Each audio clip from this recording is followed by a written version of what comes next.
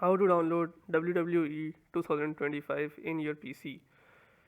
So in this video I'm going to be telling you about how you can download WWE 2025 in your PC and start playing it right away.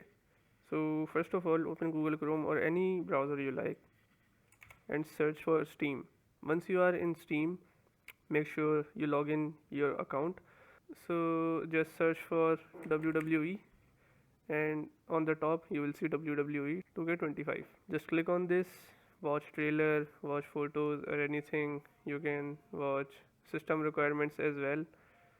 As you can see, minimum system requirements, you must have 12 GB RAM, this graphics card and this much storage and everything. You can also see the recommended requirements.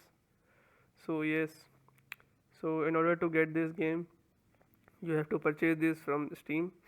Just click add to cart. Once you do this and once you done the payment, this game will be added to your library and will be ready to play. So yes, this is how you can get WWE 2025 on your PC. So if you like this video, give it a thumbs up, subscribe and comment, and thanks for watching.